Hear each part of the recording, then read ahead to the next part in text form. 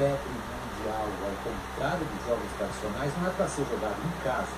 O correspondente Jorge Control foi testado nas ruas de Nova York.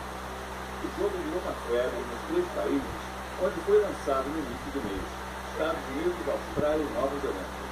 Em apenas 7 dias, já passou de 65 milhões de usuários americanos.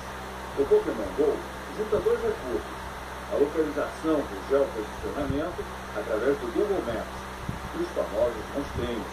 Eles surgiram em meados dos anos 90 como videogame e rapidamente viraram jogos de tabuleiro, cartas colecionáveis, séries de televisão, além de filmes, mangás e brinquedos. O Pokémon usa tecnologia de realidade aumentada.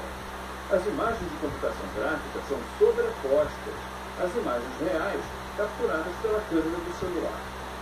Andando pelas ruas, os jogadores encontram os monstrinhos e tentam capturá-los. O aplicativo permite formar times e convidar outros jogadores.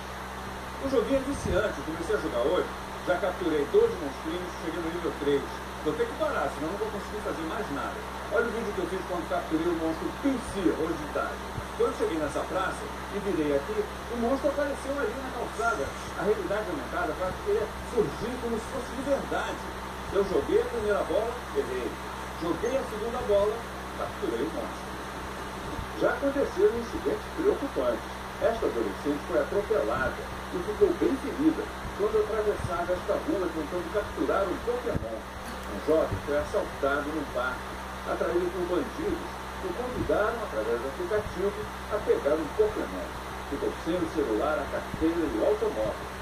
Nas redes sociais, os jogadores estão postando fotos dos machucados que acontecem quando a realidade aumentada entra em choque com a dura realidade.